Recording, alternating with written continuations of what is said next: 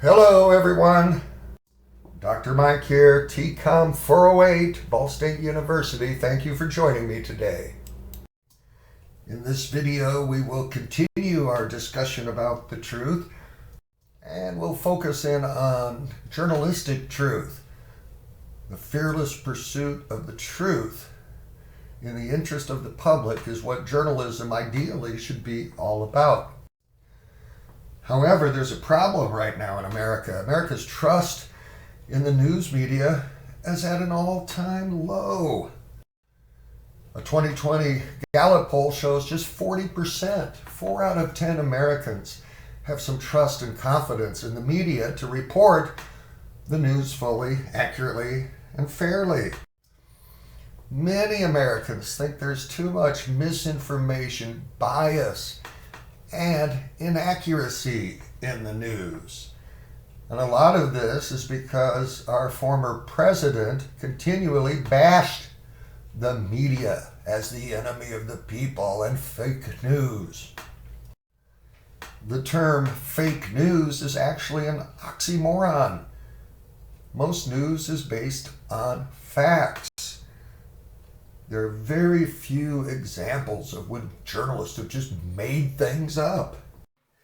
Here are a couple of absolute no-nos, categorical imperatives from the world of journalism. First, no fabrication. Journalists don't make things up. And no plagiarism. You don't steal other people's work. Both of these will result in serious consequences. In 2015, NBC news anchor Brian Williams was suspended and demoted for misrepresenting events, stories about his own personal life. In 2003, the New York Times fired a young reporter named Jason Blair because of problems with plagiarism and fabrication. In 1998, a brilliant young reporter named Stephen Glass was exposed as a fraud, a big scandal around him fabricating news stories. The most famous example of this occurred probably in 1981 when Janet Cook, a reporter for the Washington Post, was found to have fabricated a story about an 8-year-old heroin addict named Jimmy. She won a Pulitzer Prize for her work on this story, and then she had to return the prize because she was caught making the story up. In 2015, a Rolling Stone magazine had to retract an entire article about a sexual assault, a rape on campus, which turned out to be entirely fabricated. If journalists get caught fabricating, making things up, embellishing the facts, plagiarizing, it usually means the end of their journalistic career. Journalists need to practice truth-telling. Now, here's some of the expectations we have for good news stories. First, they're accurate. Okay, accuracy is the cardinal rule of journalism. You have to get the facts right. Fairness and balance. You need to tell all sides of the story. Attribution, that's very important. That means revealing the sources of the news story so the audience understands where the information originates. Good journalism tries to be complete. There should be no big holes in the story, no big omissions, and good journalism should be based in objectivity or neutrality. Journalistic objectivity refers to the state of being neutral, nonpartisan, unbiased, not influenced by your emotions or personal prejudices. Journalists are expected to assume the position of a disinterested third party, an impartial observer.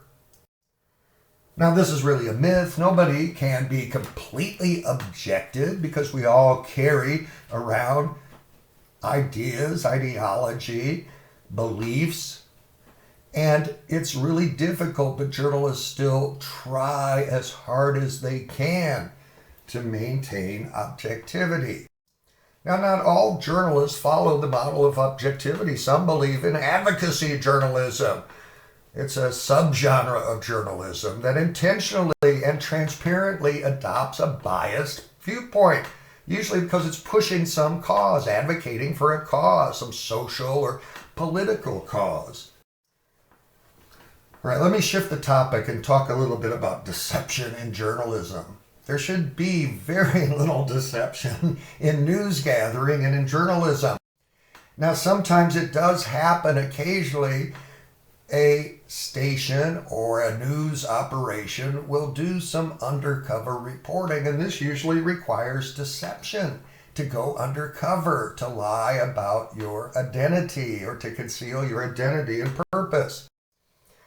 Now, most journalists would use an ends justify the means argument for doing undercover reporting.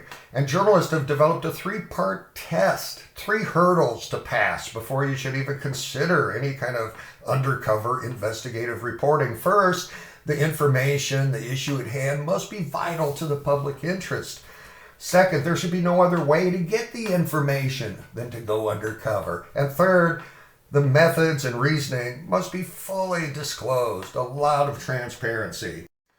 The best example of this, I think, happened back in the 1970s when a Chicago newspaper wanted to expose corruption and payoffs in Chicago. So they actually went out and bought a bar, the Mirage Tavern, and they set up hidden cameras and microphones. And then public officials would come by, police officers, building inspectors, all trying to shake down the business to get a bribe. And they caught them. Their bar uncovered a bunch of payoffs, okay? But they didn't win any great prizes for this because, and they should have, because they used these controversial news gathering methods, including deception. Now, there's other forms of deception in journalism. Journalists have been caught reenacting and staging events. Okay? And then other people complain about things like anonymous sources and manipulation of images and various forms of deception. Now, it doesn't happen very often, but there's at least once when journalists have been caught staging something. NBC News back in the 1990s was doing a report on some GM trucks that were allegedly designed in a way that made them explode in accidents. And so they set up a field experiment where they rammed a car into a GM truck. Problem was, they put a bunch of accelerants in there to get the videos that they wanted. So they staged this, and people were fired because of this. And it did a lot of harm to the reputation of NBC News at the time. Okay. Now let's talk about anonymous sources. They're really necessary and important in journalism. So don't buy into former President Trump's allegations that all anonymous news sources are bullshit. He saw them just as a way for reporters to go after him. Okay. In fact, he tweeted, anytime you see a story about me or my campaign saying sources said, don't believe it. There are no sources. They're just made up lies. Well, that's not true. Okay, anonymous sources are really important. A lot of people won't talk to journalists unless the journalists promise confidentiality and anonymity. Okay, now let's check journalistic codes of ethics to see what they say about anonymous sources. The Society of Professional Journalists, that's a big organization, SPJ, that represents journalists. It tells reporters identify sources whenever feasible. The public is entitled to as much information as possible on the source's reliability. Okay. They say occasionally it's okay to use an anonymous source, but always question the source's motives before promising anonymity. Clarify the conditions attached to any promises made in exchange for information. And then if you're going to protect somebody, keep your promise. So anonymous sources are really important sometimes for getting at the truth. Now let's look at a couple of journalistic codes of ethics. These give us an indication of the values and the obligations and the duties that journalists feel they have, at least ideally. So let's talk about the RTDNA. That's the Radio, TV, Digital News Association. This is a trade group that represents broadcast journalists, and their code of ethics covers 6 main topics. Public trust. According to this group, professional electronic journalists should recognize that their first obligation is to the public, not to themselves, not to their employers, but to the public. Truth. Professional journalists should pursue the truth aggressively and present the news accurately, in context, as completely as possible. Fairness. Professional journalists should present news fairly and impartially, objectively, and place primary value on the significance or the relevance of the news story. Integrity. Professional journalists should present the news with integrity and decency, avoid conflicts of interest, respect the dignity and intelligence of the audience, and respect the subjects of the news. Independence. Professional journalists should defend the independence of all journalists from those seeking influence or control over news content. And accountability. Professional journalists should recognize that they are accountable for their actions to the public, to the profession, and themselves. Okay, so those are some very important principles that should guide journalism in this country.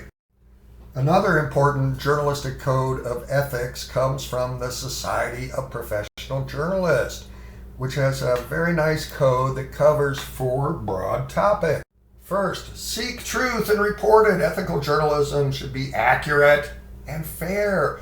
Journalists should be honest and courageous in gathering, reporting, and interpreting information to seek the truth. To minimize harm. Ethical journalists treat sources, subjects, colleagues, and members of the public as human beings deserving of respect, minimizing harm. Acting independently. The highest and primary obligation of ethical journalists is to serve the public. And finally, be accountable and transparent. Ethical journalism means taking responsibility for one's work and explaining one's decisions to the public. Accountability and transparency. Now, do the media do a great job of living up to these codes of ethics? Well, that depends on who the critic is. There are media watchdogs, people who are watching the news media. The Media Research Center comes from a conservative point of view and tries to find all the sins in liberal journalism. The Media Matters for America group is the opposite. It's liberal in its perspective, and it criticizes the performance of the conservative news media. Both these organizations have websites where you can track many issues, ethical issues, related to journalistic performance in America. All right, that's all I've got for this video on journalistic ethics. We'll continue the topic in our next video. Until then, continue to take care of yourself and each other and to stay safe. So long for now.